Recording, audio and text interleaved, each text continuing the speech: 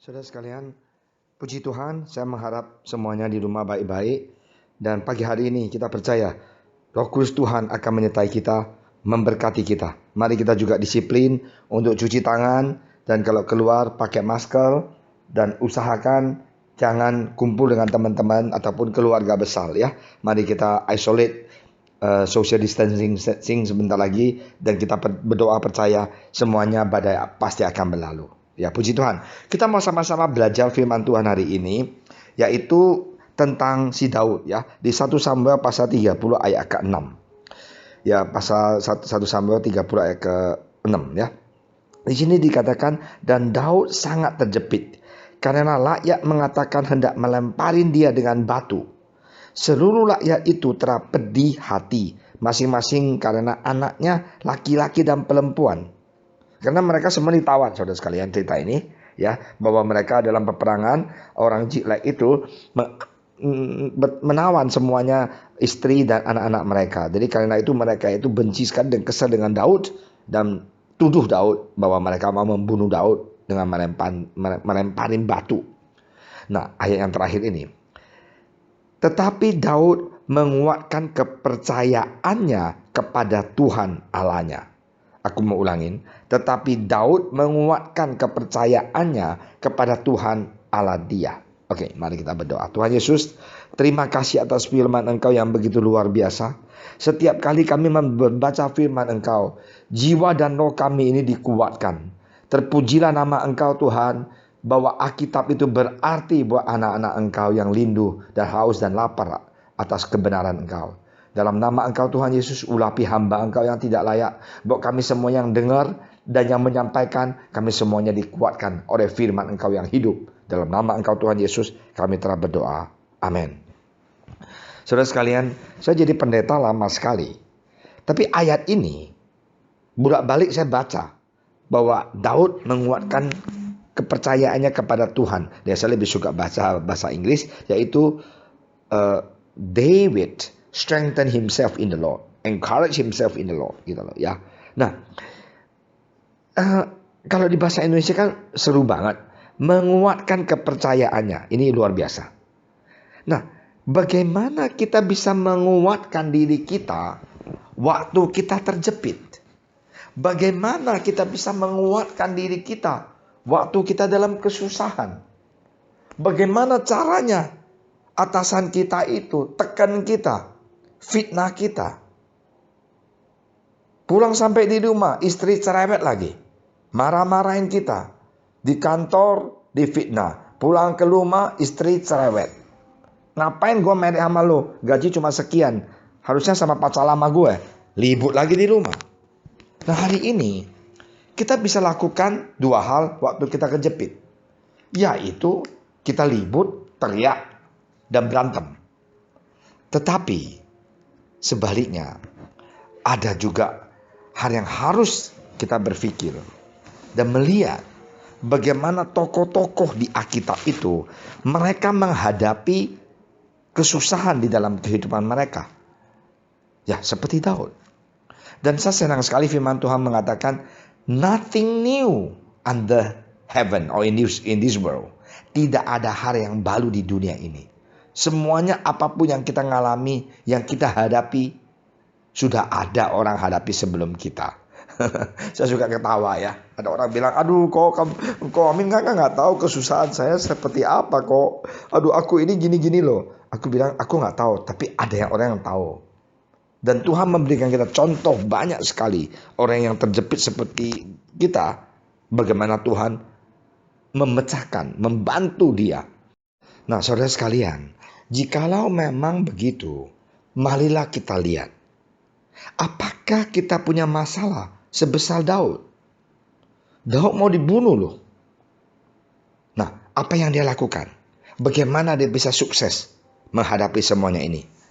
Pertama, Daud dia renungkan apa yang telah Tuhan Yesus berkati dia dalam kehidupan. Nah, kalau kita ke dalam kesusahan, kita hitung, kita diam diri, kita berpikir. Kemenangan yang kita miliki, berkat yang kita terima, Bagaimana Tuhan jaga Daud waktu menjaga domba dia. Ada beruang datang, ada singa datang, mau memakan dia punya domba. Dan dia berdoa dan Tuhan memberikan dia kekuatan. Dia memikir kesuksesan dia. Mujizat yang dia dapat dari Tuhan. Nah, itulah caranya, satu, bagaimana menguatkan kepercayaan dia. Karena si iblis itu datang, dia mau ambil kita, keluarkan kita dari iman kita, kepercayaan kita kepada Tuhan Yesus. Caranya gimana? Ya datanglah hantam kita. Suami kita nggak benar lah, istri kita ada ke tempat salah dialah, anak kita berantakan. Nah, semuanya itu dikerjakan si iblis supaya kita jauh dari Tuhan, supaya kita nggak usah ke gereja, supaya kita benci orang gereja. Sebaliknya di dalam kesusahan ini, Daud memikir kesuksesan dia di dalam Tuhan. Yang kedua, kita mau ingat bahwa kita ini dilindungi Tuhan, pelindungan yang istimewa. Malaikat Tuhan itu menjaga kita.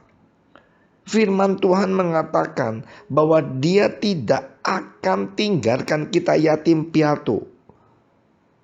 Di dalam jurang kesusahan, jurang neraka pun, Tuhan mau angkat kita keluar dari jurang neraka. Tuhan tidak pernah tidak mau melindungi kita. Karena itulah yang Daud pikir. Ingat, kita ini adalah anak dia. Dia pasti akan melindungi keluarga kita, keuangan kita, bisnis kita, kesehatan kita. Yang ketiga, marilah kita ingat, Tuhan kita itu seperti apa? Ingat, Tuhan kita itu yang menciptakan seisi dunia ini. Dia sanggup membuka jalan di mana tidak ada jalan. Dia sanggup membuka pintu di mana pintunya semuanya tertutup. Dia sanggup, dia adalah Jehovah Jireh, melindungi kita dan menjaga kita. Nah, itulah Tuhan kita. Dan yang keempat, Daud berdoa. Dan dia tahu Tuhan akan beserta dengan dia. Ingat, katakan, Tuhan akan beserta aku menghadapi urusan keluarga, menghadapi urusan bisnis saya, menghadapi pekerjaan saya. Apakah saya di PHK atau gimana, kita nggak tahu. Kita dalam nama Tuhan Yesus, Tuhan menyertai saya. Dan itulah yang harus kita lakukan. Jangan kita menyerah. Saya mau lihat mujizat terjadi dalam kehidupan saya. Kalau kita berpikir begitu, dan kita maju terus, kita cari jalan, dan kita berdoa, kita pikir, nah seperti Daud, langsung dia menguatkan kepercayaannya, dia membimbing dia punya tentara semuanya. Mari jangan bunuh saya, kita hantam, kita cari kita punya istri dan anak-anak. Dalam nama Tuhan, bahwa kita pasti akan menang. Akhirnya mereka menang, keluarga mereka dipulih kembali, dan anak-anak mereka, tawanan semuanya, istri dibawa kembali dengan aman. Tidak ada satupun yang kekurangan, karena Tuhan menyertai mereka. Hari ini Tuhan Yesus juga menyertai kamu dan saya di dalam usaha kita, bisnis kita, keluarga kita, pekerjaan kita. Tuhan pasti akan berkati. Kita berdoa. Tuhan, terima kasih atas firman Engkau dan tokoh-tokoh yang Tuhan berikan di Alkitab untuk menguatkan kami. Tuhan, berikanlah kami hikmat dan bantulah kami Tuhan, supaya kami mempunyai hati seperti Daud yang mengatakan, aku akan menguatkan kepercayaan aku di dalam Tuhan Yesus. Tuhan, bukalah mata kami supaya kami bisa lihat bahwa malaikat Engkau ada di atas untuk membimbing kami melewati epidemik yang susah ini sekarang. Dan Tuhan, berikanlah kami mata untuk melihat kemenangan telah kami miliki. Ya Tuhan, usaha kami maju, pekerjaan kami maju, studi anak-adik kami semuanya, pelajaran semuanya diberkati Tuhan. Dan keuangan semuanya dilindungi Tuhan. Terima kasih Tuhan Yesus.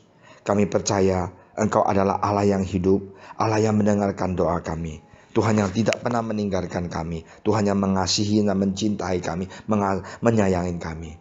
Tuhan, kami mau mohon di dalam nama Engkau Tuhan Yesus, bantulah bangsa dan negara Indonesia, supaya negara kami ini bisa cepat-cepat keluar dari badai ini Tuhan. Karena Engkau adalah Allah yang sanggup Tuhan Yesus menyembuhkan semuanya penyakit. Engkau adalah Allah yang sanggup memberikan hikmat buat dokter dan suster semuanya bisa mencari vaksin ini, supaya kita bisa lihat mujizat Engkau terjadi. Vaksin ini sudah ada, bisa menyembuhkan jutaan manusia. Dalam nama Engkau Tuhan Yesus kami berdoa. Haleluya. Tuhan, cobalah aku Tuhan, selidiki batinku dan hatiku, mataku tertuju padamu. Aku cinta padamu.